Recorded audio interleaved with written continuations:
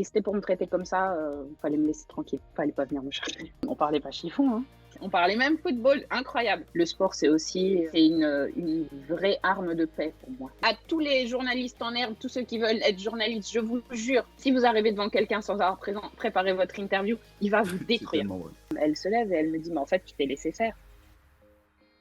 J'ai pris une paire de claques en entendant ça. Salut tout le monde, c'est Colin pour un nouvel épisode de Call Interview avec Anne-Laure Bonnet. On va se régaler, plein d'émotions, plein de sujets captivants. Mais avant qu'on commence, s'il vous plaît, continuez de soutenir la chaîne Call Interview et le projet parce qu'on est à 90K abonnés. Alors, continuez de vous abonner, à soutenir et à envoyer vos bonnes énergies. On compte sur vous et on a besoin de vous. C'est parti Anne-Laure, comment tu vas? Ça va bien, merci. Anne-Laure, on sort d'une Coupe du Monde. On sort d'une Yes. Coupe du Monde. Ah là, je t'ai pris par surprise. On sort d'une Coupe du Monde avec des Bleus qui nous ont fait vibrer. Oui, On a vu un esprit collectif, on a vu des rebondissements, on a eu plein de choses. j'ai perdu ma voix en finale tellement j'ai crié, voilà. C'est vrai? Ah bah ouais, bah, sur le deuxième but d'Mbappé, c'est compliqué de pas crier, hein. Enfin, je pense que les murs de la maison ont vibré. Bah, c'est la réponse à ma question. Tu étais chez toi, du coup, comment tu l'as vécu, toi, ce Alors, moment-là? j'étais là, bon, on va commencer par me faire passer pour une grosse naze. En fait, les gens avec qui je regarde d'habitude les matchs, tout le monde était parti un peu partout. Je sais pas ce qui s'était passé ce week-end-là. J'habitais chez mon frère parce que j'étais en plein déménagement. Et puis, il y a des gens qui m'ont dit, ah, viens, on va dans un bar voir, machin. Et là, est ressorti le pire de ma personnalité. J'ai dit, non. En fait, c'est la finale de la Coupe du Monde, les gars. Je veux pas le voir dans un bar. Ouais. Je veux être devant ma télé. Limite, c'est mon moment. Je Hmm. partage pas. Et donc, je l'avoue, seule devant la télé et D'accord. j'ai kiffé. En fait, c'est bien. On commence par montrer ce qu'il y a de pire en moi. C'est- La meuf, elle partage pas. Non, c'est pas ça. C'est que, en fait, quand tu as envie de voir un match comme ça, il y a un tel enjeu. J'étais stressée. Je J'ai pas envie d'être dans un bar où on va être à discuter. Je veux pas discuter, je regarde le match. C'est D'accord. comme les gens qui vont au cinéma qui discutent. Non, je vais au cinéma et j'y vais souvent seule. Je viens voir un film et là, je voulais voir le match, vivre le match. Où je suis au stade et effectivement, on peut parler, c'est pas pareil. Mais devant ma télé, non, j'étais comme une sauvage. Ok, D'accord. voilà. Donc là, normalement, les gens, ils suivent plus du tout. Ils éteignent et ils disent, c'est vraiment quelle personne. Pas sympa. On on mettra ça à la fin de l'interview. Heureusement, on a Ok. le montage. D'accord, ok. Bon, il y a un monsieur, je l'appelle monsieur encore plus maintenant parce qu'il a atteint un niveau stratosphérique que je sais que tu apprécies beaucoup professionnellement, en tout cas. C'est Kylian Mbappé. Il a atteint un niveau, il était déjà planétaire, très très haut sur l'échelle du football. Je pense qu'avec cette finale, il y a très peu de gens qui peuvent se vanter de faire ce qu'il a fait.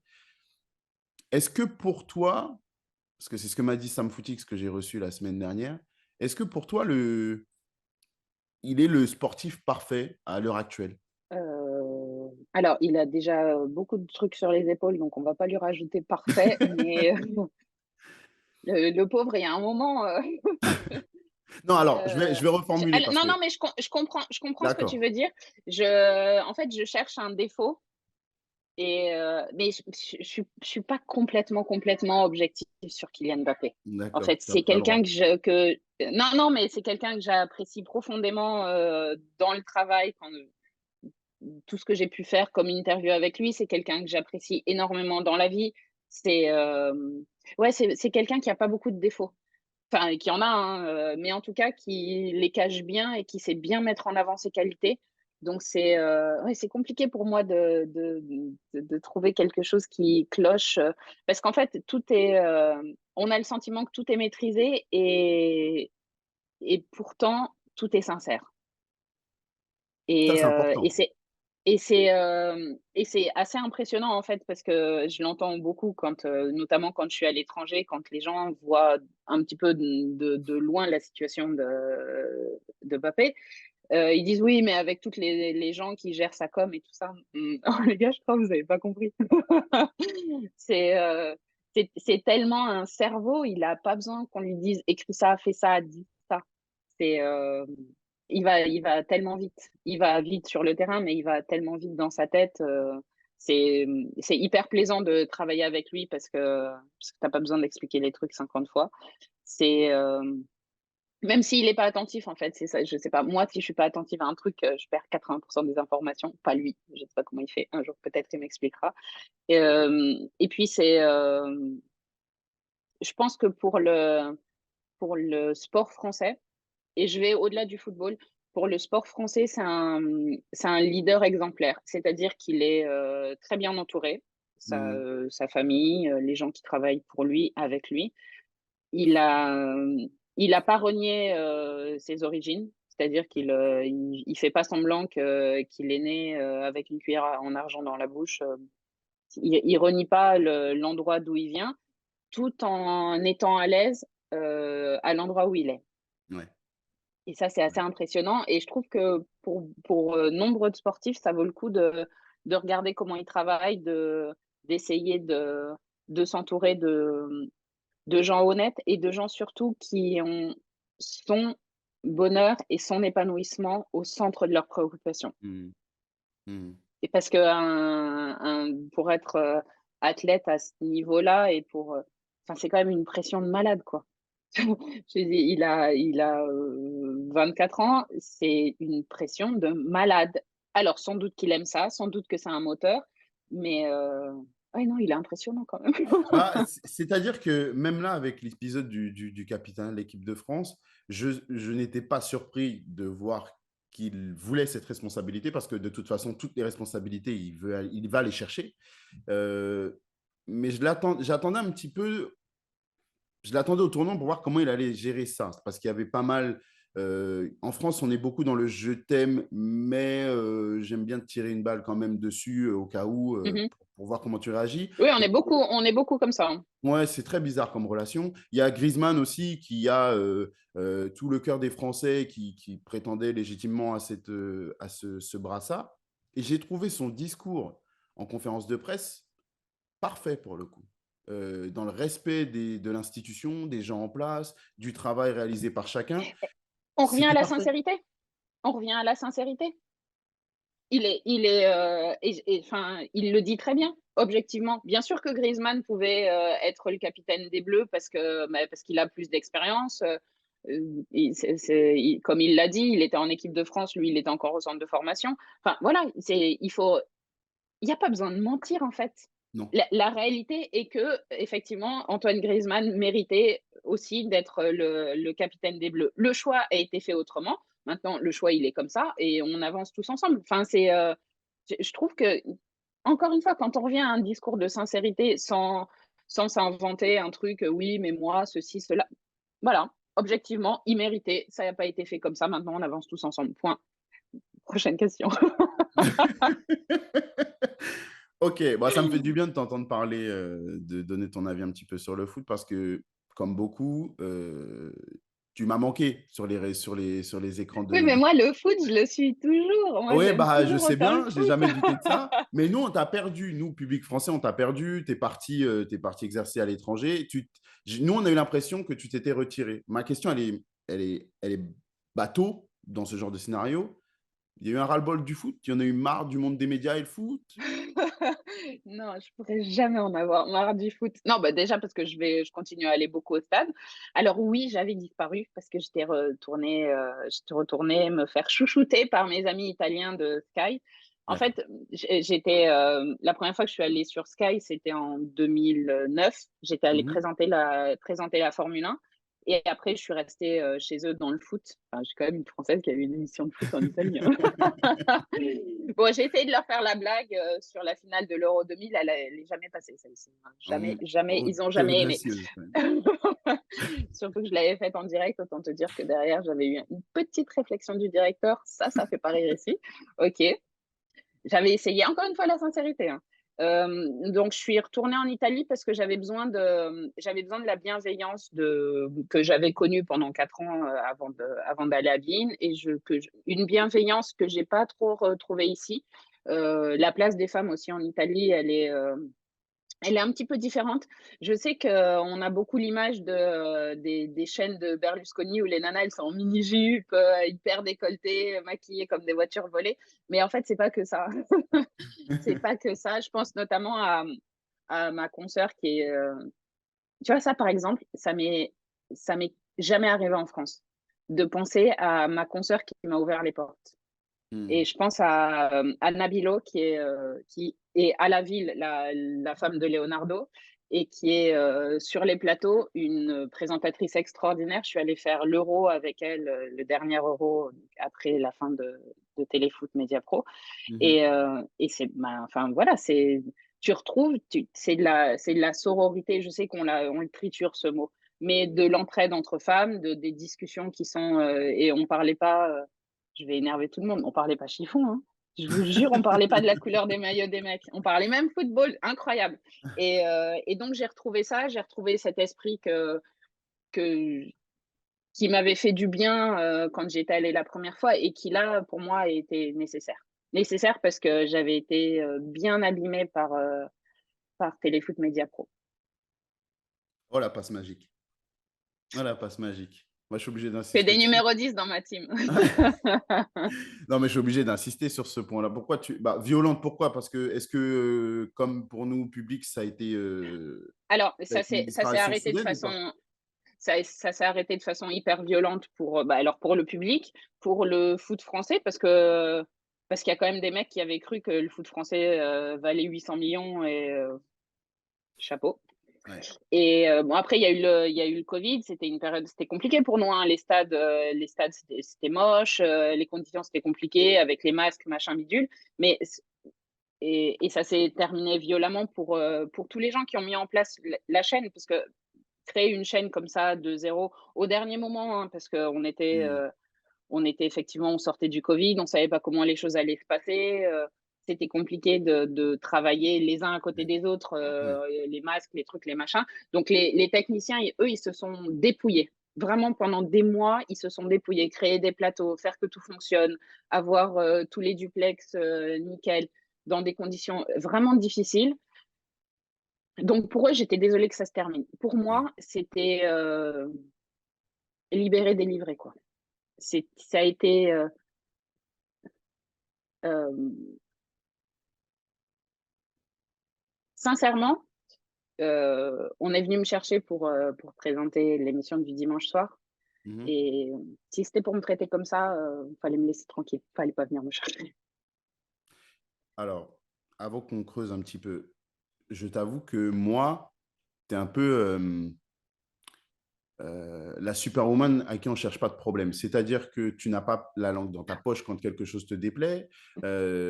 Surtout en Eh ben, plus, j'aimerais bien, mais ouais, mais c'est c'est pas le cette cas. image que tu renvoies. C'est cette image que tu renvoies. Alors, Donc, le truc, c'est que je vais pas faire la séance de psy, machin, je suis hypersensible, mais en fait, j'absorbe beaucoup de choses et non, j'essayais de faire toujours plaisir. En fait, je suis arrivée à Bein, j'ai jamais vraiment vécu le truc, on déteste Canal, c'est pas quelque chose, tu vois, les gens avec qui j'ai bossé, c'est jamais un truc qui a été, on se faisait pas la guerre, en fait. mhm, J'ai mes potes de Canal que je connaissais bien avant que Bein naisse et tout ça, enfin, voilà, on est potes et puis enfin, dans la vraie vie, les journalistes, ils se retrouvent tout le temps. Tu t'aimes pas tout le monde parce que c'est comme dans tous les boulots, tu peux pas être ami avec tout le monde, mais il y a pas de en fait, il y a pas de différence par chaîne et quand tu arrivais à Mediapro, en fait, il y avait beaucoup cette culture on les déteste. Ils nous mettent des bâtons dans les roues, donc on les déteste et c'est la guerre et en fait, c'était beaucoup mes supérieurs qui faisaient ça et bêtement, hein, et je le reconnais et je fais mon mea culpa, bêtement, moi, je voulais leur faire plaisir, en fait, parce que c'était déjà tellement compliqué de travailler comme ça avec les pots de banane, les trucs qui glissaient partout, les trucs où on t'écoutait puis on faisait semblant de t'écouter, en fait, on t'écoutait pas. C'était déjà tellement compliqué, je voulais juste qu'ils soient gentils avec moi, mes boss. Je voulais juste me taper pas dessus, n'en rajoutez pas, c'est déjà suffisamment compliqué et donc je suis rentrée dans leur truc de la concurrence mhm, et ça, j'y tiens parce que c'est un épisode où, j'en ai pris plein la gueule en interne et j'en ai pris plein la gueule en externe quand je suis allée, dans Quotidien et que j'ai expliqué les offres qui étaient les offres à l'époque, hein, on parle à l'instant T. Il y avait des gens qui avaient des boules de cristal, bah, ils ont de la chance, s'ils peuvent me donner les numéros du loto, je les prends, mais en l'occurrence, on ne pouvait pas savoir ce qui allait se passer, Mhm. même si on avait des doutes sur les 800 000. Le truc, c'est qu'à cette époque-là, on avait la Ligue des champions et le championnat de France, Ligue 1, Ligue 2. Donc franchement, quand on aimait le foot, l'offre, elle était top, elle était trop chère. Mais voilà, c'était hyper intéressant d'avoir tout ça. Et donc, si on, ça, quelque part, on n'avait plus besoin d'RMC qui diffusait la Ligue des Champions. Et je l'ai dit sans doute de façon hyper maladroite, mais j'ai pas. Mais en fait, quand on vous le répète toute la journée, Mhm.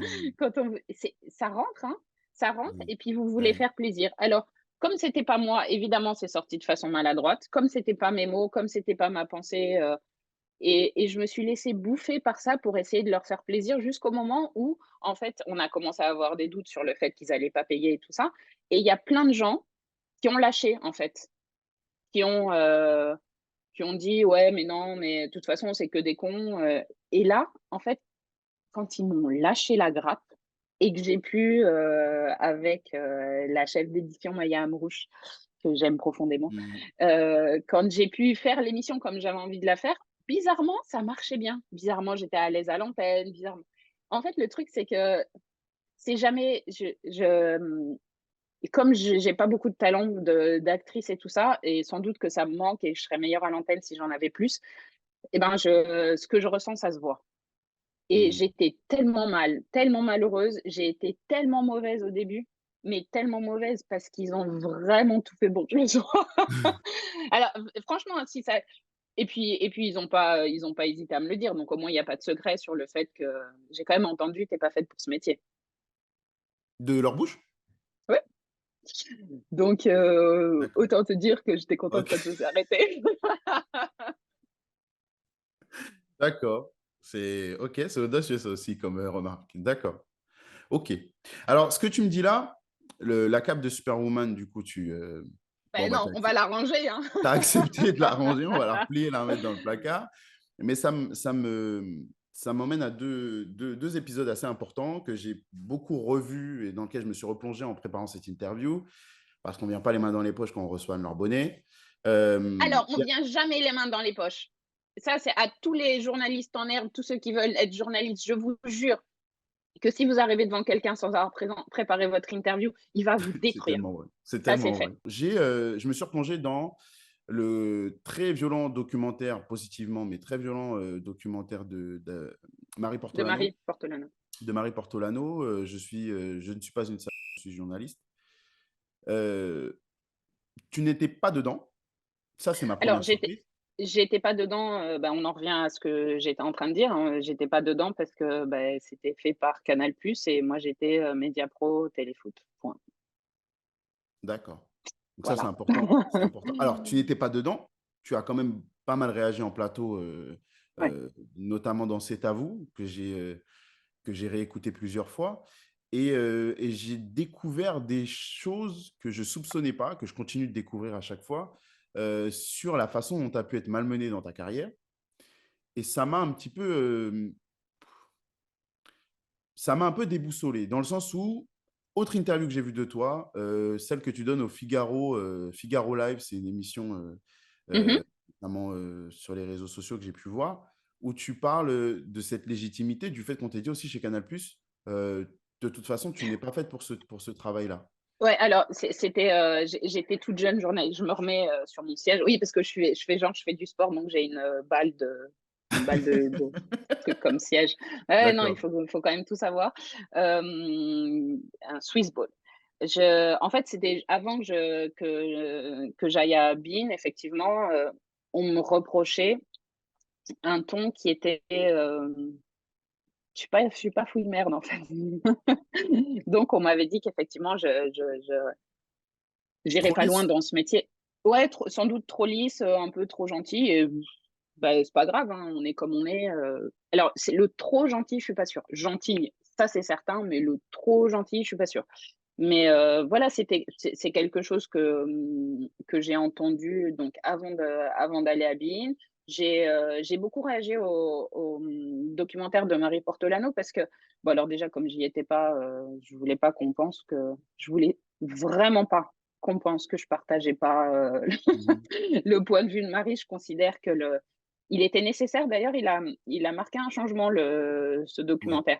Je ouais. suis pas certaine que ça ait marqué un un vrai changement dans la place des femmes et tout ça, mais en tout cas, ils font un peu plus attention. On fait un petit peu plus attention à ce qu'on dit. C'est un prolongement de MeToo, en fait. Ouais. C'était quelque part un MeToo du journalisme dans le sport. Après, il faut faire attention. On n'est pas ni les plus à plaindre, ni les plus blâmés, ni les plus ni les plus malmenés, même si certaines le sont de façon assez violente. Et peut-être aussi que j'ai tendance à dire on n'est pas les plus malmenés parce que je veux minimiser. Et ça, c'est, je pense, une défense, une espèce de défense psychologique. Mais c'est vrai que c'est un moment qui a changé les choses. C'est un moment où beaucoup de femmes ont pu s'exprimer et dire vraiment ce qui se passait parce que le problème, c'est pas seulement un problème dans les rédactions. En tout cas, moi, j'ai jamais eu de problème avec les sportifs. J'ai jamais eu de Ouais,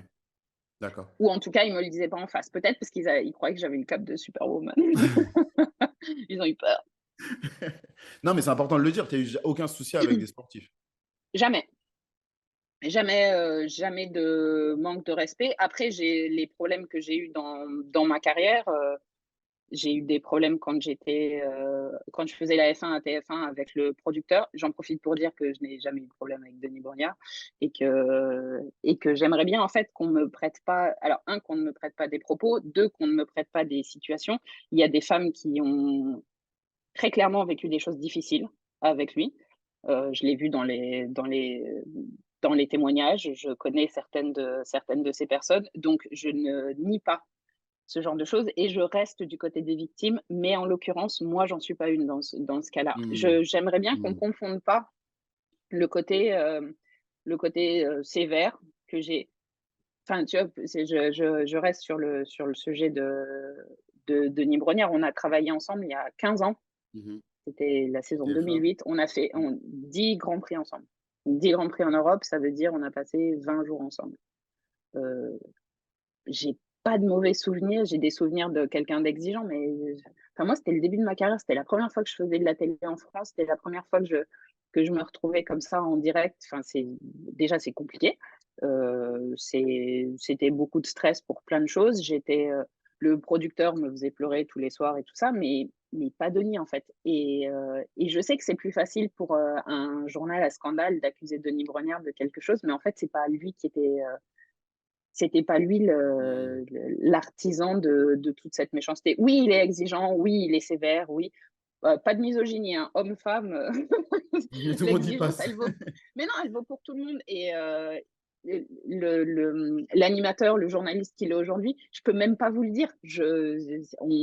On se connaît évidemment, mais je j'ai pas retravaillé avec lui, donc je peux pas, en fait, on peut pas englober. Je veux pas être mise au milieu d'un truc qui est, oui, j'entends, ce qui a pu se passer. Alors, il a sans doute changé, il a peut-être empiré, j'en sais rien, en fait. Mais le harcèlement moral, c'est quelque chose d'hyper grave qui pousse des gens à des actes, parfois définitifs. Donc, il faut faire un tout petit peu attention, avec les propos qu'on utilise. Mais alors, comment tu qualifierais, toi, ta relation avec lui? Parce que c'est important, je trouve, de faire le distinguo. Si c'est pas du harcèlement Alors, moral. Denis, c'est un journa il y a 15 ans, c'était un journaliste exigeant, mais enfin, je vais te donner un exemple des choses qu'il a pu m'apprendre. Un jour, il y a un accident. On est en Hongrie. Je Ouais. vais au centre médical et je demande des nouvelles du pilote à l'attaché de presse. L'attaché de presse ressort du centre médical en disant: «Voilà, il va bien, il rentre ce soir à la maison». OK, donc je Mmh. prends l'antenne et je dis: «Machin va bien», je sais même plus qui était le pilote. Il va bien, il rentre, ce soir, chez lui. Donc l'émission se continue et là, je rentre à la fin du truc et Denis vient me voir. Bon, j'ai pas de souvenir qu'il m'ait hurlé dessus comme du poisson pourri, donc je pense pas. Il m'a juste dit, il faut pas que tu fasses ça, en fait. Il faut toujours que tu cites tes sources. Il faut toujours que tu expliques. Il me dit parce que sinon, on va penser que toi, tu as inventé ou que tu n'es pas allé chercher l'info. Donc, tu dis l'attaché de presse de telle écurie, machin, a dit que. Il me dit comme ça, après, quelque part, c'est une façon de se couvrir. Il faut dire la Mhm. vérité, il faut dire d'où vient l'info. OK. Et alors, ça peut paraître un petit détail, mais c'est une leçon qui est bienvenue pour une jeune journaliste. En tout cas, elle n'a pas été. Enfin, j'en ai qu'un bon souvenir, donc il n'y avait pas de il y avait pas de choses, désagréables qui entouraient ça et je m'en suis souvenue et je vous jure que j'y ai pensé le jour où il y a eu l'attentat, à Dortmund contre le bus de l'équipe de Dortmund, avant le match Dortmund-Monaco Ouais. et là, je me suis souvenue: «Tu cites tes sources, tu ne parles que de ce que tu sais» et effectivement, c'est tentant pour les gens qui vous interrogent: «Oui, vous êtes allés aux infos, alors il paraît que machin est blessé». Je sais pas. On peut dire ça à Je sais l'antenne, pas. je sais pas, on peut le dire ça? Mais je l'ai dit. J'ai dit, je sais que j'avais eu, l'agent d'un joueur qui m'avait donc donné des nouvelles des 2 francophones. Il y avait, Guerreiro et Aubameyang, donc eux, je savais qu'ils allaient bien et quand on m'a dit: «Mais il paraît que machin est blessé», bah, je sais pas. D'accord, Mais en OK. fait, il y a un moment, où tu veux rentrer dans le truc: «Ouais, il paraît qu'il est blessé, il y avait du sang sur les vitres et tout ça». Ou tu rentres ça et là, tu pars dans un mytho et OK. Ou alors tu admets que, bah, tu as beau chercher les infos, c'est je sais pas. D'accord. Et j'ai repensé à cet accident. Je me suis dit: «En fait, si» j'ai pensé aussi à tous les gens qui, je voulais absolument avoir des infos sur les francophones, ceux qui avaient joué en France, qui pouvaient avoir des amis, de la famille en France, parce que je me disais, je sais pas, je suis la tante d'Aubameyang, je suis devant ma télé, je vois qu'il y a eu j'arrive pas à le joindre parce que la terre entière est en train d'essayer de l'appeler et je sais pas s'il Mmh. avait son téléphone. Je me mettais à la place de ces gens-là, je me dis: «Ils veulent des Ouais. nouvelles», donc les nouvelles que j'avais, j'ai pu les donner, celles que j'avais pas, enfin, on n'invente pas et ça, c'était de cette expérience du Grand Prix de Hongrie. Donc merci Denis Donc pour ce derrière donc derrière ouais, le harcèlement moral, c'est autre chose. d'accord, OK. C'est important, je trouve, de le dire parce que moi, quand j'ai tapé Anne-Laure Bonnet sur internet, je suis tombé sur ça, et il y a eu une dizaine d'articles avant que j'arrive à trouver un autre sujet, par exemple. Ouais, Donc c'est ouais, mais c'est important ouais, de après ça, c'est lié à au côté récent du truc, mais c'est aussi lié au fait que, beh, c'est plus facile de faire du bruit, c'est plus facile avec des trucs comme ça, des trucs en rajoutant et je trouve qu'en fait, en rajoutant, on fait du mal aux vraies victimes. ouais, ouais, Parce que s'il y a les victimes, elles se disent, «On fait du bruit autour de quelqu'un d'autre, on fait» et qui en l'occurrence, je peux vraiment pas être classée parmi les victimes. Donc je trouve ça assez injuste et puis, et quelque part, c'est une bonne piqûre de rappel aussi pour moi et pour les journalistes d'être attentifs à ce qui se dit et de pas oublier les objectifs. Je comprends qu'il y ait des sportifs qui aujourd'hui hésitent à parler. Je comprends, je comprends qu'il y en ait qui aient pas envie de se livrer. Et je me souviens d'un entretien avec Keylor Navas. Il était au Costa Rica, c'était pendant le covid et il échangeait, avec 2 jeunes, supporters et qui rêvaient d'être journalistes et à la fin, la jeune femme lui dit: «Qu'est-ce que tu peux me donner comme conseil?» et il dit: «Quand tu écris quelque chose, mmh tu pourras toujours critiquer les performances sportives. Parce qu'il y a des jours où on est bon, des jours où on n'est pas bon. Ça vaut aussi pour les journalistes, hein. Hem et mais ne t'attaque pas à l'homme, en fait. Parce que ce que tu vois, toi, c'est le terrain. Tu tu pas une vue omnisciente du truc et c'était, il y avait de la douleur. Alors j'ai pas eu l'occasion d'en parler avec lui, je sais pas ce qui lui était arrivé pour qu'il dise ça, mais tu sentais qu'il y avait une réticence à parler avec les journalistes qui était liée à sans doute des choses, peut-être injustes, hein. Parfois on se trompe aussi, hein, les journalistes. Parfois, souvent, je sais pas ce qu'il Ouais. faut dire et c'est pour ça que, il faut faire hyper attention quand on rapporte des propos. Je ne peux que conseiller aux jeunes journalistes, d'enregistrer, en fait et c'est, ouais, je reviens toujours à l'honnêteté.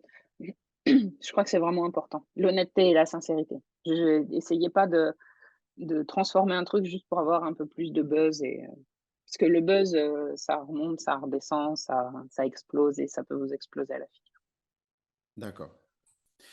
Dans ton discours là, depuis le début, il y a, pour moi, ce que tu incarnes beaucoup, c'est la légitimité. Et je dis que tu l'incarnes parce qu'il y a le côté femme Mmh. dans un monde de foot très masculin. Tu vu, tu dis ça, je me ronge les ongles tout de suite. Ouais.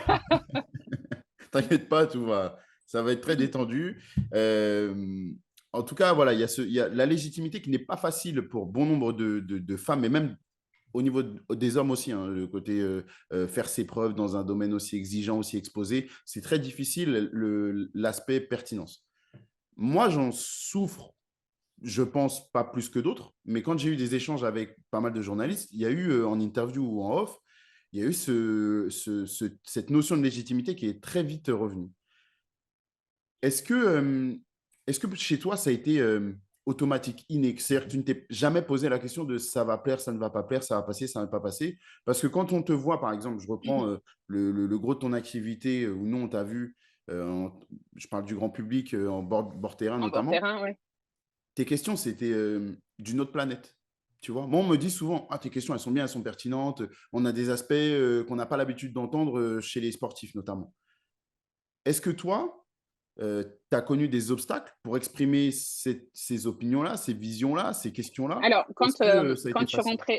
quand je suis rentrée en France après l'Italie, que je suis allée, à Bein, je me suis retrouvée dans une situation qui était, juste merveilleuse. C'est-à-dire que j'avais personne dans l'oreillette qui me disait, «Pose cette question».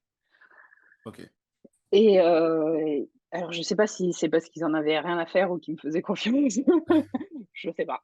Mais mais au moins on pouvait y aller et il y a pas de par exemple, j'ai commencé à Bein sur le cyclisme. J'ai fait le tour d'Italie. Quand on m'a proposé de faire ça, moi je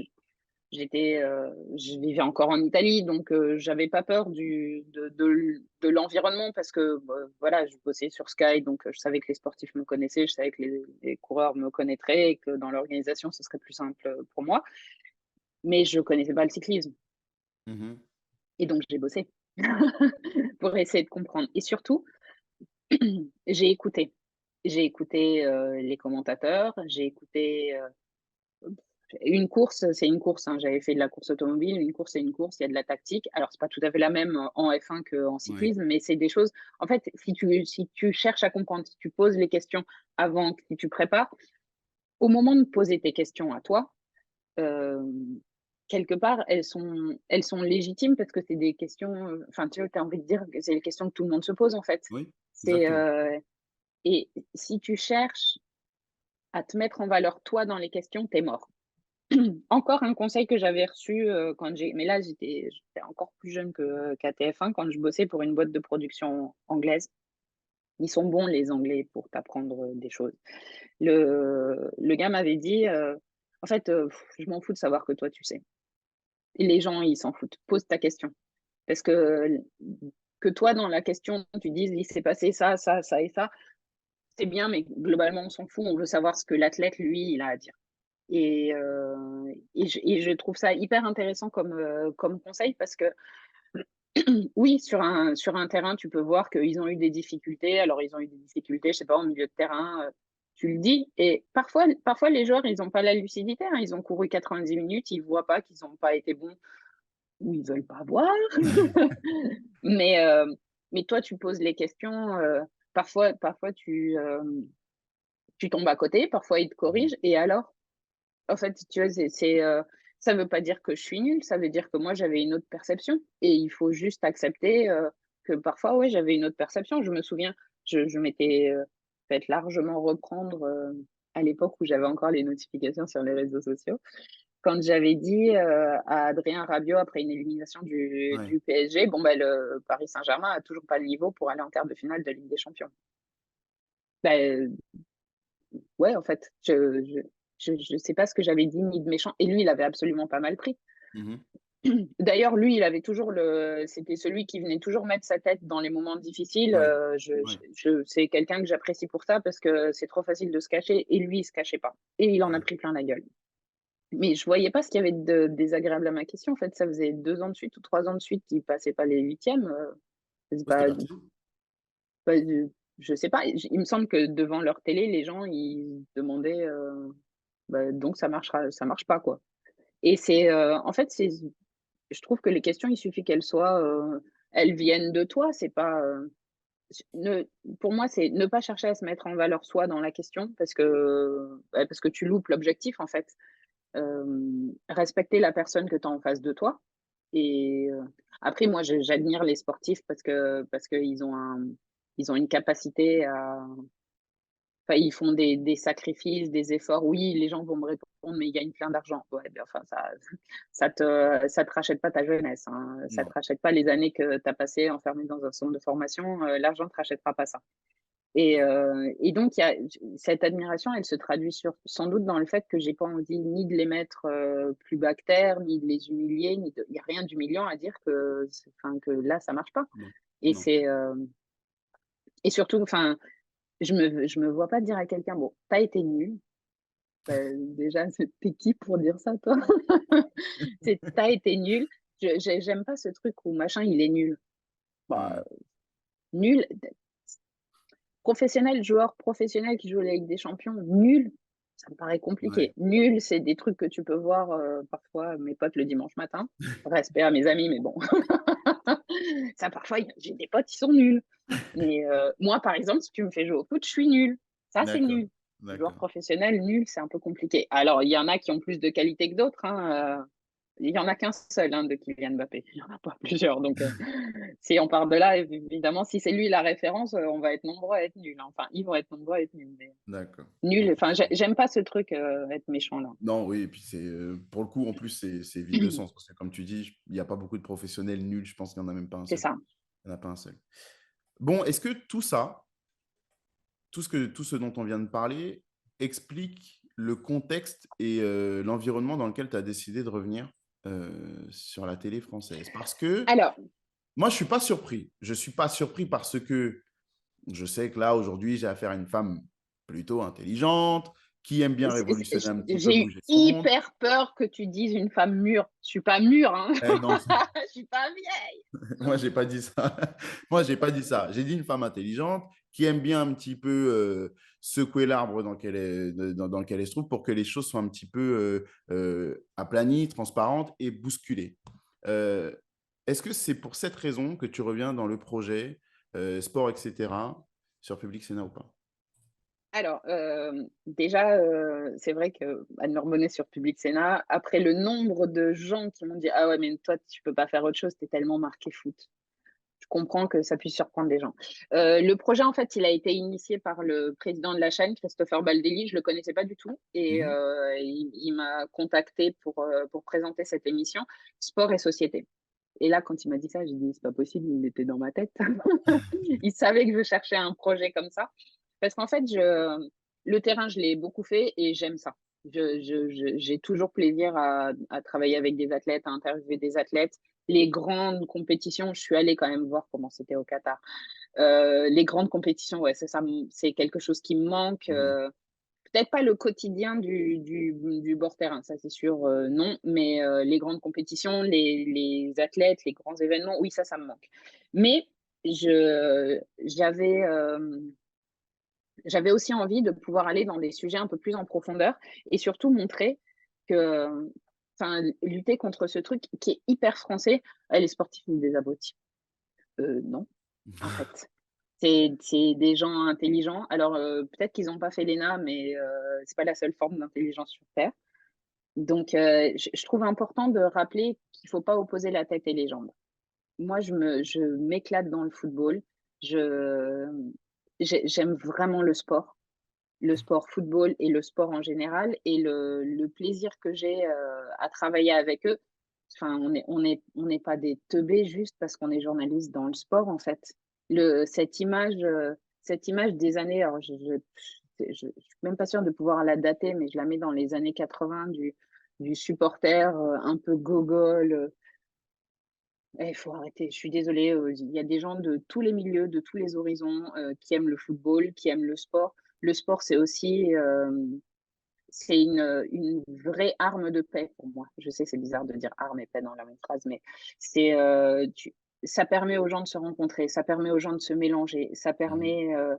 ça permet aux gens de se voir, d'une façon différente et le sport, c'est pas seulement, la compétition où il faut abattre l'autre, c'est aussi une compétition où on peut jouer et travailler avec l'autre. Donc c'est tous ces sujets-là qui sont, et puis le sport, c'est quand même au milieu de notre société, en ce moment. Quand on voit la question des est-ce qu'il faut des athlètes, russes et biélorusses aux Jeux? Enfin, c'est une vraie question quand même, c'est une vraie question de société. Le sport et la santé, remettre les jeunes au sport après le Covid, c'est un vrai sujet de société. Euh, la maternité dans le Mhm. sport, ça aussi c'est un sujet de société. Mhm. Il y a plein de petites choses qui sortent à droite à gauche, il y a plein de situations différentes. Et c'est des choses, moi, qui m'intéressent. J'aimerais qu'on voit le sport un peu plus dans sa globalité et qu'on arrête d'accuser les sportifs de s'intéresser qu'à eux. Euh, si un sportif donne son avis sur la politique, il se fait détruire. S'il ne le donne pas, il se fait détruire. OK. Non, mais en fait, c'est juste des gens comme nous. C'est juste des gens qui, sauf que leur travail, eux, il a commencé à 12, 13 ans, parce qu'ils ont commencé à Ouais. se former à ce moment-là. Et donc, parfois, ils sont un peu éloignés. C'est vrai que ils peuvent être un petit peu éloignés de ce qui se passe parce qu'ils ont été enfermés dans un univers où on fait du sport, mais c'est pas des gens bêtes. Et ça, c'est un truc en France, ça me tape sur les nerfs, sincèrement, qu'on méprise tout ce qui est lié au sport en le considérant comme un truc, ouais, c'est pour rigoler. Le sport, c'est une économie gigantesque. Ça fait vivre des millions de personnes, des millions, des milliers, peut-être je m'enflamme. Mais ça, en tout cas, ça intéresse des millions de personnes. Et je pense qu'il faudrait un tout petit peu plus de respect pour le sport. Et c'est pour ça que je suis hyper contente qu'une chaîne comme Public Sénat s'intéresse au sport et surtout, enfin, sur le plateau, il y a toujours un sénateur. Et donc, forcément, vous allez me dire, oui, mais les sénateurs, ils ont largement passé l'âge de la retraite et ils comprennent rien au sport. Eh ben, pas du tout. Il y a une commission des lois sur le sport. Enfin, si on parle pas à ces gens qui font les lois et Mhm. qui donc donnent un cadre à la façon dont on peut faire du sport, bah alors c'est trop facile. Si on leur parle pas, chacun reste dans son coin et puis on s'entend plus jamais. Là, il y a une loi sur les JO et la sécurité, c'est quand même important d'en parler. Ça nous concerne nous. Enfin, ça va concerner les sportifs. Il y a des choses sur comment on encadre. Je parlais de la maternité, bah, ça passe aussi par des lois. Donc à un moment, si on se parle jamais, on fait jamais évoluer les choses. Ouais. Et Ouais. la façon dont on traite les supporters qui sont toujours interdits de déplacement, mais au bout d'un moment, ça suffit, quoi. Il n'y a pas que il y a pas que des gens qui vont tout casser dans les tribunes, quand même, les supporters. C'est inouï que les clubs puissent pas avoir leurs supporters quand ils vont en déplacement. C'est un petit peu contre nature dans le sport. Mais ouais, mais tous ces trucs-là, enfin, il y a un moment, il faut vraiment. Ouais, je trouve il faut en parler. Il faut en parler peut-être de façon posée et pas en s'envoyant des insultes sur des plateaux à chaud. Et Ouais. c'est pour ça que ça m'intéresse. Peut-être que je suis passée d'un côté où presque j'ai envie de rendre, en fait, le plaisir que j'ai eu. Ouais. De la D'accord. même façon que j'ai plaisir à échanger avec de très jeunes sportifs, quand ils sont en centre de formation et tout ça, pour les aider un petit peu à pas faire de la langue de bois parce que ça saoule tout le monde, mais à savoir s'exprimer, à avoir un petit peu moins peur, et puis à nous raconter leur histoire, en fait, et leur montrer que toutes les histoires, elles sont respectables. Si un jeune au centre de formation, il est parti à 12 ans et qu'arrivé à 20 ans, quand il signe son premier contrat pro, il se rend compte que, bah, c'est pas grave de dire la vérité, qu'à 12 ans, c'était horrible de se séparer de sa famille. Il y a rien de: «Ouais, mais tout le monde va se moquer de moi». Il y a que les abrutis qui vont se moquer de toi, en fait. Parce que partez de chez vous à 12 ans, allez à l'autre bout de votre pays, vous quittez votre famille, vos Ouais, c'est amis. vrai, c'est vrai. C'est vrai. Il y a quand même Donc, il y a une grosse tendance à libérer un petit peu la parole des sportifs vis-à-vis de ça, mm, l'adversité. C'est-à-dire qu'avant, on mettait beaucoup en avant la réussite et que la réussite. L'adversité, les obstacles, les chutes qu'ils ont pu rencontrer, c'est limite plus que ça qu'on nous demande de mettre en avant aujourd'hui dans les médias et qu'il y ait une transparence. Donc, quand tu m'expliques le pourquoi de ta motivation pour rejoindre un tel projet, on n'a rien de, tu ne ressens rien de négatif ou dont tu as eu ras-le-bol avec tout ce que tu as pu vivre, notamment dans le projet Téléfoot ou avant ça. alors, Parce que non, j'entends en quand fait, même que tu en as pas mal souffert. en fait, je vais plus prendre des coups comme j'ai pris avant. Parce que je suis allée parler à des jeunes filles à la Courneuve. J'adore faire ça parce que ces gamines, elles ont une énergie et ben, l'avenir, c'est elles. C'est une association qui s'appelle Rise Up et il y avait des ados. Et c'était l'année dernière, c'était quand je faisais mes allers-retours en Italie. Et il y a Mhm. une jeune fille, donc je racontais ce qui s'était passé à Téléfoot et tout ça. Et à un moment, elle se lève et elle me dit, mais en fait, tu t'es laissé faire. J'ai pris une paire de claques en entendant ça. En fait, Mhm. j'ai eu honte vis-à-vis d'elle parce que je me suis dit, j'ai fait plein de choses dans ma vie et il y a effectivement des domaines sur lesquels je me suis laissée faire et on a l'impression que je suis une grande gueule, mais souvent je l'écrase. Et donc je me suis dit, en fait, je lui ai dit que, bah, elle avait raison, mais que ça, je le ferai plus, en fait. Quelque part, je me suis engagée vis-à-vis de cette jeune fille que je reverrai peut-être jamais, hein, mais mais c'était un engagement. Je me laisserai plus faire. Donc il y a des choses que je ferai plus. Mais c'est pas un ras-le-bol vis-à-vis des médias. Peut-être que j'ai plus envie, d'aller vers le grand public. Tu vois, Public Sénat, c'est effectivement c'est en clair, hein, c'est, la chaîne 13. C'est pas la ligne 13 pour les Parisiens, c'est la chaîne 13, hein. Et ça, c'est un petit Je événement préfère. dans ta carrière. Oui, C'est sur une chaîne ben gratuite. oui. Alors je l'avais fait, c'est à vous, je m'étais éclatée une saison, à aller parler de foot, avec Anne-Elisabeth Lemoine qui est juste géniale, et on s'était bien marré. Mais là, c'est une chaîne en clair et quelque part, c'est le seul moyen d'attirer plus de monde vers le sport. Je n'ai rien contre les chaînes payantes, hein. Je leur dois tout, hein, quasiment toute ma carrière, parce que Sky comme beIN, c'était des chaînes payantes. Et je considère qu'il faut encore qu'il y en ait. Et je comprends que diffuser du sport, ça coûte cher parce que c'est pas juste. Les gens vont dire c'est juste payer le salaire des sportifs. Non, il y a énormément de gens qui travaillent derrière. Tous les techniciens que vous ne voyez pas. Parce que, par exemple, quand nous, on arrive au stade, je sais pas, 4 heures avant le coup d'envoi, il y a des gens qui sont là depuis le matin pour tirer des câbles pour que les caméras, elles fonctionnent partout. Ne jamais oublier ces gens-là. Ouais. C'est eux aussi, il faut les payer. Et oui, diffuser du sport à la télévision, ça coûte cher parce que le mec, il est venu avec son camion régie la veille et tout. Donc, c'est pas juste pour payer les salaires des sportifs que le foot ou le sport est cher à la télé. Après, D'accord. il faudrait un peu plus de sport en clair. Et un peu plus de sport en clair traité comme par exemple, ce qu'a fait Canal sur la F1, c'est juste extraordinaire. Ouais. Je comprends que seule une chaîne à péage puisse faire ça. On ne peut pas faire ça sur TF1 déjà parce que bah, il n'y a pas ce temps d'antenne sur TF1 et puis ça c'est des moyens qui sont immenses. C'est pour ça que je pense qu'on a besoin des deux. Et par exemple, moi je me souviens, ça va trahir mon âge, mais c'était chouette quand même quand il y avait un match de Ligue des Champions sur TF1. Oh, ouais, c'était chouette. Enfin, parce que c'est un des rares moments où on est encore tous devant un écran. Mm. Quand je vois les audiences pour la Coupe du Monde, j'aimerais bien d'ailleurs qu'il y ait une chaîne, et plutôt une chaîne en clair, qui diffuse la Coupe du Monde féminine.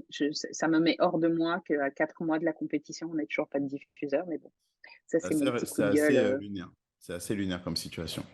D'accord. Parce qu'en fait, déjà, pour parler 2 secondes de sport féminin, si on montre pas du sport féminin, et forcément, personne va jamais en regarder. Non. Et qu'on vienne pas me dire que j'ai un match de volley, de hand, que ce soit homme ou femme, ben, enfin, ouais, la différence, elle va être tellement minime. Et le foot féminin et le foot masculin, ça sert à rien de les opposer, en fait. On C'est va du foot. pas comparer les deux. C'est du foot, point. Alors, Mm. il est peut-être joué différemment, il est peut-être plus tactique, il est peut-être moins physique. Ouais. Et alors, en fait, mais après, pour ceux qui veulent pas regarder du foot féminin, peut-être que vous vous êtes arrêté il y a 15 ans. Aujourd'hui, regardez, hein. Regardez les matchs de Ligue des Champions de foot Moi, je féminin. fais pas le malin à aller au duel avec les filles du foot féminin. Exactement, merci. Je les laisse tranquilles. C'est Bon, ça. d'accord. Bon, merci, merci Anne-Laure. Merci beaucoup. On va passer à un petit jeu. Un petit jeu Hop, où, hop, hop. un petit jeu Je où me, je- je on me va faire du concentre. tac au tac question-réponse. On va mettre du Hop, hop, rythme hop. comme à l'entraînement pour les sportifs. Tac, tac, tac, tac. Ça marche? Yes. Parti. Alors, je te pose une question, tu me réponds avec le premier nom qui te vient à l'esprit, avec une anecdote qui va appuyer ton propos. C'est parti. Le message le plus bizarre que tu as reçu de la part d'un fan sur les réseaux sociaux. Ah non, un truc qui m'a fait mourir de rire, c'est quelqu'un qui m'a envoyé je sais plus, c'était un mail, un message, mais c'était il y a très longtemps, et qui m'a dit: «Est-ce que c'est vrai que vous allez bientôt avoir 40 ans?» Parce que moi, j'ai 25 ans et je croyais qu'on avait le même âge. Je trouve ça trop mignon. Ou alors sinon, c'était, «Vous avez l'air vraiment sympa, vous voulez pas qu'on se marie?» D'accord. Voilà, c'est je OK. alors je voudrais juste expliquer que le mariage, c'est un engagement à long terme. Ouais. Il faut pas juste être sympa, hein. Le moment le plus gênant que tu as vécu avec un joueur de foot, en plateau ou interview? Des moments gênants comme ça, j'ai pas eu vraiment de moments gênants. Des moments hyper drôles, avec Zlatan Ibrahimovic, ça Ouais. c'est certain, où, c'est lui qui m qui vous met mal à l'aise. Je me souviens du jour où, j'avais inversé un chiffre dans un record qu'il venait de battre parce que j'avais couru, ça marchait pas, enfin les problèmes techniques machin, et là il me regarde et il me dit: «Vous vouliez dire», et puis il me corrige, et là, bon, ça en a fait qu'un tour. Et je lui dis: «Ah ouais, d'accord, tu veux», parce qu'évidemment on s'exprime en anglais. Je dis: «D'accord, tu le prends comme ça, ben maintenant je vais te parler qu'en français, on va faire tout». J'étais tellement énervée, Ah, tu et t'es il a énervé? j'étais énervée. «OK, d'accord, je me suis trompée, mais c'est tu sais quoi? J'en ai ras-le-bol, tu parles français, tu es là depuis je sais pas combien de temps, on va parler français, tu veux jouer? Moi j'arrête de parler anglais». Mais je m'étais tellement, tout le monde a halluciné, et lui ça l'avait beaucoup fait rigoler, et il m'avait dit: «Mais non, calme-toi, je rigole». «Ouais, mais c'est pas drôle». C'est moi Waouh! quand je Tu as du m'énerve. Ça toupet arrive. quand même d'oser faire ça avec Zlatan Ibrahimovic. Mais c'est quelqu'un qui aime, il aime pas les gens qui s'écrasent devant lui. Donc il faut lui répondre à Zlatan. Et puis il provoque, c'est pas pour rien. Il provoque D'accord. pour qu'on réponde. Mais il était servi. Alors dis-moi, ça y est, là, je te mets un petit peu en difficulté. Quelle était l'interview avec qui est-ce que c'est plus agréable de faire une interview? Messi, Cristiano Ronaldo ou Mbappé? Bah, là, franchement, celle-ci, elle est hyper simple. Le plus facile, le plus agréable, je pense que ça va être Mbappé. Messi, j'ai aucune appétence, pour des interviews avec lui, mais ça, je sais que je vais avoir, un flot d'insultes, des supporters amoureux, mais on peut être, le joueur le plus brillant de l'histoire et pas être intéressant en interview. Je vois pas en quoi, c'est pas, voilà, ça Ouais. existe. Mmh. Et Cristiano Ronaldo, moi, je l'ai rencontré la première fois, il jouait à Manchester, il venait d'arriver en Angleterre, il parlait quasiment pas anglais. Donc je l'ai trop connu jeune, sans tout le personnage qu'il est aujourd'hui pour être critique envers lui, et il est intelligent en interview. Il sait ce qu'il a à dire, donc je mettrais, si je dois faire un podium, ça serait Mbappé, Ronaldo, Messi. D'accord. La plus grosse boulette faite en plateau? Alors, la plus grosse boulette, je l'ai faite, non pas en plateau, mais en bord de terrain. Il y a des jours, on est fatigué, hein, quand on enchaîne les matchs. C'était Julien Brun au commentaire qui a été juste extraordinaire. J'adore Julien Brun, et je me suis trompée. En fait, je regardais le panneau, des arbitres, il y allait y avoir un changement, et c'était j'ai regardé juste les chiffres, j'ai pas regardé de quelle équipe il s'agissait. Je me suis trompée d'équipe.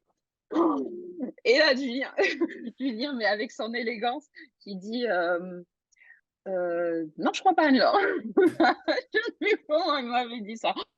J'étais mort de honte. Voilà, la grosse boulette. D'accord. C'était à Nice, et je me souviens plus ce que c'était, mais oh, ça arrive, hein. Désolée.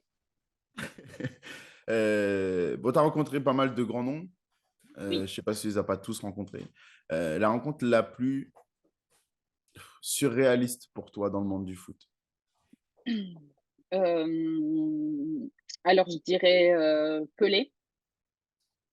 Pelé, parce que j'ai eu, l'immense, chance, privilège, je sais même pas comment on peut, de d'animer sa rencontre avec, Kylian Mbappé. Ah ouais. Et en fait, Pelé, c'est tellement tout le football pour moi, c'est le Brésil qui est, mon pays d'amour, Mmh. et Pelé pour moi c'était, ouais, ça restera un moment unique, ça restera ce personnage qui est d'une gentillesse absolue, et après cette rencontre, on a enregistré un podcast ensemble pendant le Covid. Donc lui, il était au Brésil, et le thème, c'était, on parlait d'amour du jeu, et j'ai gardé ce petit morceau, à la fin, où il Ah oui. dit: «C'était tellement agréable de parler d'amour avec vous». Et de temps en temps, je l'écoute. T'as raison, t'en prie pas. T'as bien raison. Waouh. T'as de la chance d'avoir ce petit bout d'enregistrement. Mmh. La pire interview d'après-match, pour les raisons que tu veux. Alors la pi celle ç ça, j'ai vraiment du mal sur les pires. Une, Ça peut être parce qu'il n'y avait pas d'interaction, ça peut être parce que tu as fait une boulette, ça peut être parce que il y a eu des retombées négatives, comme par exemple avec Adrien Rabiot, ça peut être pour la raison que tu veux. ouais, alors ça c'était, c'est tant pis pour les gens qui ont pas compris la question, pour Adrien Rabiot. Heu, avec lui, c'était toujours facile de travailler. C'est quelqu'un qui il analyse, très bien les situations et il les Mm. analyse à chaud, ce qui est une vraie qualité. Et franc-parler en plus. Hem, ah oui, oui, Oui. j'aime quand il y a du franc-parler. La le En fait, j'ai pas de j comme je garde pas, de rancœur, non, et puis j'aime pas dire du mal des sportifs. D'accord. Je te la donne, celle-là, ton Non, joker. après il y a un jour où j'étais vraiment fâchée parce que c'était Chicharito, après un match de Ligue des Champions à Monaco, il nous a fait patienter, je sais pas combien de temps pour au final dire: «Oh ben non, j'ai plus envie». Eh, on n'est pas tes chiens. Tu t'es énervé, toi. Bah, en fait, j'ai aucun problème à ce que quelqu'un dise, non pour une interview parce que je le comprends tout à fait et je c'est mais si tu dis oui, en fait. Je suis comme les enfants, faut pas me promettre les choses, hein. Sinon moi j'attends. D'accord. Pop, pop, pop. La personne, chroniqueur, consultant, journaliste, la plus difficile à gérer sur un plateau. J'ai une petite idée d'un ami commun, mais je ne vais pas t'aiguiller sur la réponse. Un certain Paul. Ah non, mais Euh, c'est de toute façon, c'est le seu il est pas gérable. Mais j'en ai pleuré de rire sur les plateaux de téléfoot. Je riais à chacune de ses bêtises. Non, sauf une où il avait posé une question, grossière Ah, à Asmaïl. Smaïl et en Asmaïl. fait, j'étais estomaquée, mais vraiment au premier sens du terme. C'est-à-dire que j'ai comme si j'avais reçu un coup de poing dans le ventre et je suis restée bouche bée. Je riais parce que j'étais mal à l'aise et je ne pouvais pas enchaîner. C'est-à-dire c'était impossible. Je ne parlais plus. Je mais rien que d'y penser et de temps en temps, quand il republie certains moments, qu'est-ce qu'on a ri. On a et En fait, ça manque. C'est, ce côté, La déjà, c'était légèreté la un peu. toute fin. Ouais, Ouais. c'était la toute fin de Téléfoot quand on nous foutait la paix et que, bah, il s'est lâché et moi, j'arrêtais pas de lui dire: «On va avoir des problèmes, Non, mais Paul, on va avoir des la problèmes». réaction de Smaïl sur le coup, elle est incroyable. Parce qu'il arrive trouve même pas ses mots avant Ah de ben, répondre. mais c'est impossible, c'est C'est magique. impossible. C'est Il magique. sort des puis c'est complètement en dehors du contexte. Mais il non, vraiment, j'en ris encore et ça, c'était hyper agréable de Ouais. pouvoir, rire comme ça, mais je pense qu'à la fin, ça avait créé les gens s'étaient attachés, Mm. au petit groupe parce que pour le coup, on se prenait vraiment pas la tête. Franchement, je pense que beaucoup de gens vont se retrouver dans ce que je vais te dire là. Pour une fin de projet aussi hasardeuse, si ce n'est plus, vous vous êtes, vous en êtes sorti avec brio. C'était Mais, un régal. c'était, alors peut-être parce que moi je souffrais pas particulièrement, par exemple de plus voir, Maya Amrouche, de plus croiser Paul tous les week-ends qui va me faire pleurer de rire et que je ne vais pas savoir quoi dire. Ça me manque de plus croiser Smaïl, de plus croiser, Julien Brun. Oui, ça me manque, Ouais. mais ça tient sur les doigts d'une main, c'est horrible et puis l'affection que j'avais pour tous les gens qui nous aidaient en plateau. Mais pour le reste, bah, il y a des choses pires que la fin d'une chaîne. Oui, c'est vrai. C'est vrai. Anne-Laure, merci. Merci à toi.